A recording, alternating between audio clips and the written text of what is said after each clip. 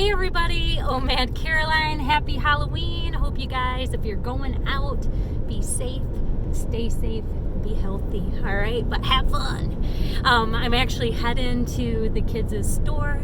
I am going to relieve my son-in-law from work. I'm gonna run the shop so that he can go home and take my grandson trick-or-treating for the first time. Just want them to have that family experience, so I'm headed there right now. Yeah, so that's what's going on with me. This past couple of days I've been catching up on videos from my friends and stuff on YouTube. I'm so behind, like latest maybe 3 videos from Sam over at Couple of Pounds. He's like my little bro.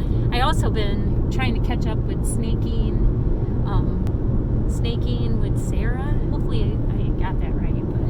But anyways, Sarah is kind of like the Cole Robinson snake dieter. So she does that, but I also love her because she's a runner. But I really, really love her because she has shared a few times about her childhood and her rough childhood. And Joanne, which has a channel, she doesn't post much publicly, but she's the Skinny on Me. But I guess she had put out a video asking Sarah if she's always that happy. And Sarah had uploaded a video and said yes. And it really hit home with me because I also had a really rough childhood. 3 months before I turned 9, my dad had an accident in our garage. I have shared this before. A car fell on him, and my mom and my sisters were all home. Tried to get the car off of him, but we couldn't, and we lost our dad that day. So since that day on, my life was turmoil. My mom, we were living in Michigan. My mom met a guy. We moved down to Ohio, and he was brutally physically abusive to mom. There was points with me and my sisters, so it was just a really frightening time.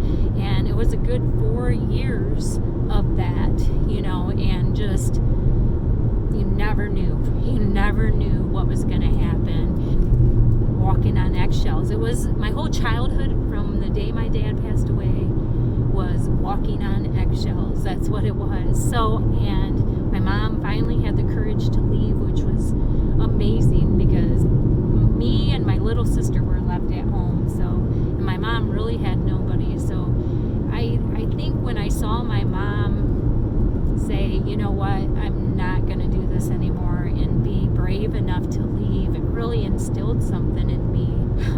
Well, she met my stepdad, and I love my stepdad. I call him the knight in shining armor. I have said that before.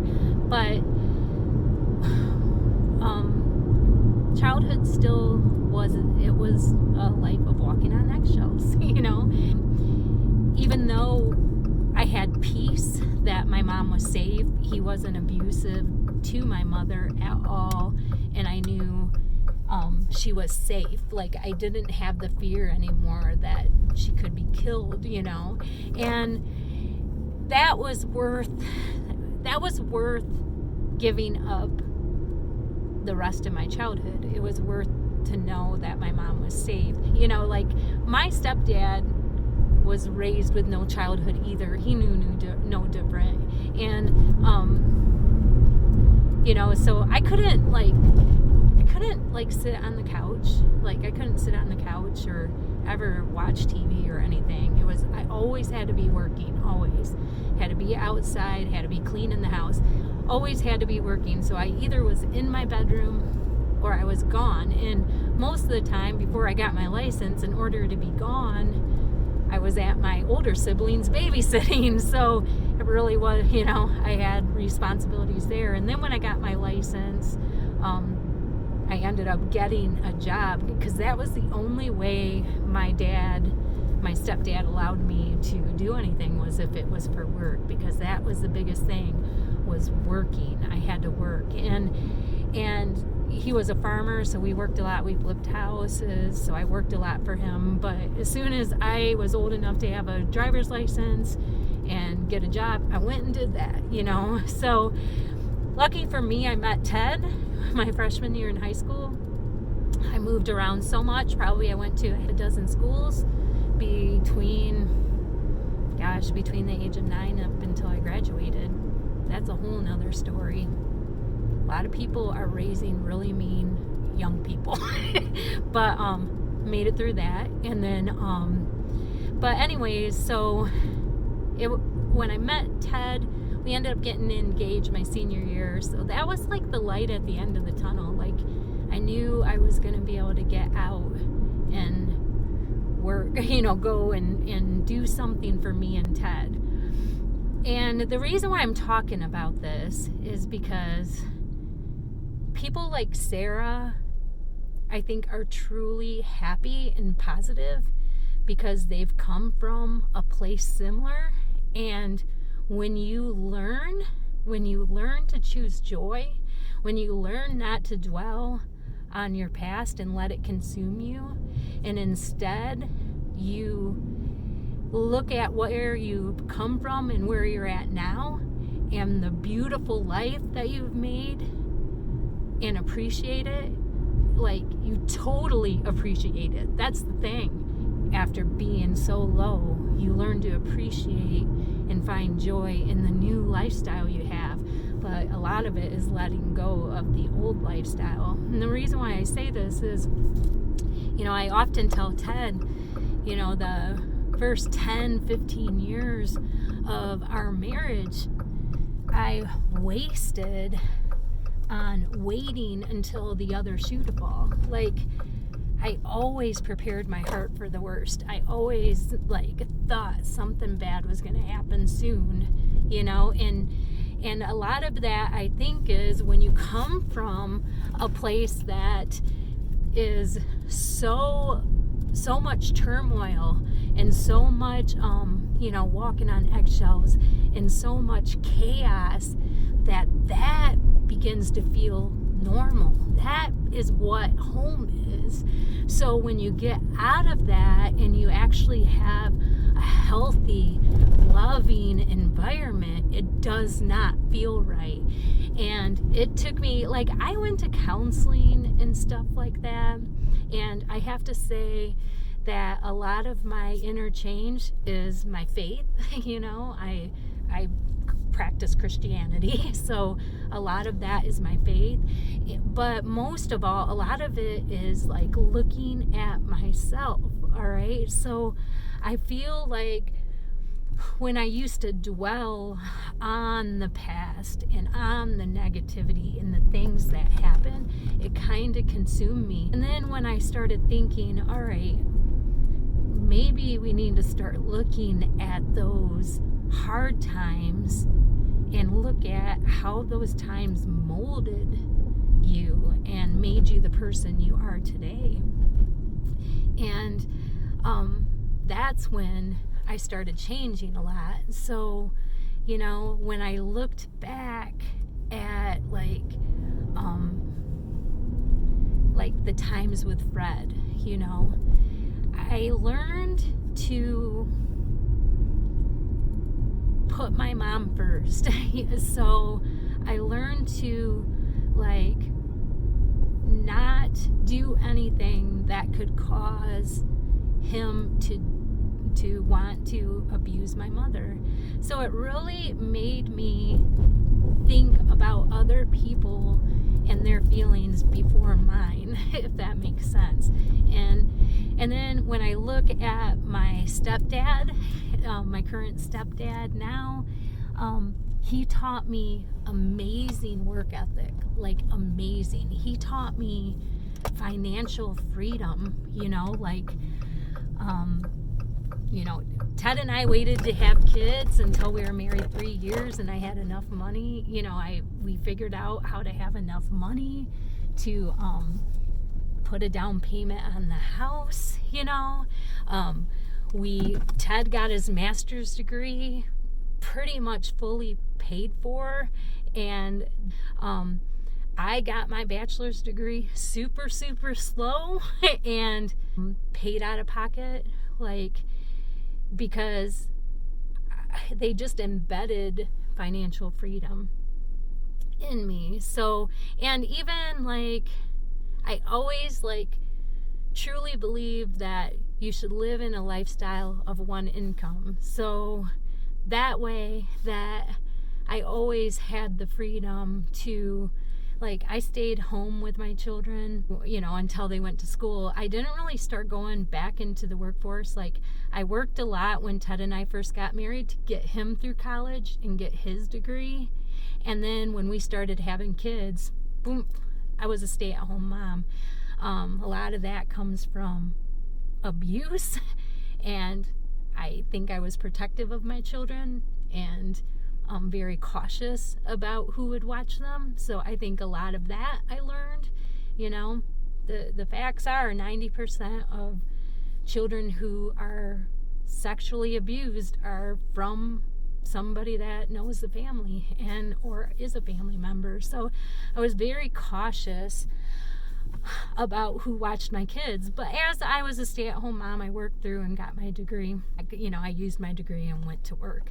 So from my dad, though, I think that we wouldn't be where we're at right now as far as financially if I wouldn't have had that childhood. I was able to retire early when I found out I had my grandson, so I could be, babysit my grandson. Still overprotective, I guess. But now, while I'm being a stay-at-home nana, I am working towards my certification for personal training, because I really do want to help people. But I learned that because of that childhood. That happened because of that childhood. I also learned to stand up for myself after watching what my mom went through and the abuse and that, and countless times I have stood up for my sisters who have been in abusive relationships and friends, and I feel no fear, of other people. So that definitely came from watching my mom be bold to leave. And also, I think if I would have hit into my teenage years where I could have gotten a job and that, I would have found a way to get my mom out, because at 13 years old, I was already thinking that way. So that was because of my childhood. So I think the biggest thing is the people like Sarah, that seems happy in that. Not all people who are happy and chipper all the time and in a positive attitude had a cakewalk life. But I think people like Sarah choose joy, and they come from a place where they can appreciate what life is now. And I think that is the biggest thing, you guys, is appreciating life. And then also the stresses in life that come. I've had some really high stress jobs, you guys, like seriously. Like, I've worked corporate level for 3 Fortune 500 companies and project management, and stressful. But even in those stressful times, and sometimes it would get to me, I would think back of the crap that I got through and succeeded and survived, and I realized this ain't nothing. This is gonna pass.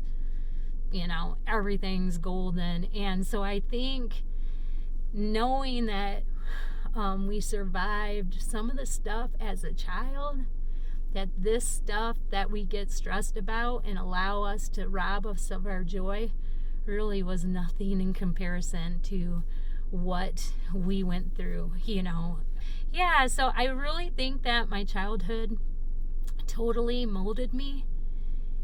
I know it sounds silly, into a positive, happy person. I think the same thing happened to Sarah. And I think that's why I love Sarah, is because you don't run into many people that have gone through things that choose joy. A lot of people decide to let those things consume, and I think the biggest thing is it's all about letting go. It's all about looking at the past, not through your eyes, if that makes sense. So, when I look at my mom, and when my dad died, she was left with 4 girls still at home. She had nothing. When I look at my stepdad and how he was just really tough, didn't allow a childhood because he didn't have one, and he had a really abusive dad. He had no childhood. I mean, I think he was running a tractor at 7. He had no childhood. So I think that's when you start having the capability to let go, is when you start looking at those people in a human. They're human, and the situations that they were in. So, yeah, letting go is a big deal. But, yeah, I just wanted to talk a little bit about that and talk a little bit about Sarah. Just let you guys know, life can sometimes be really hard and things can happen. But it's really our choice on whether to live in those negative memories and negative thoughts and let it consume us, or learn to let it go, take the positives in which it molded you, and choose joy, right? So, yeah. All right, I got to get in and cover my son-in-law so he can go be with my daughter and grandson. All right, talk to you later. Bye. Let it move. Let it move.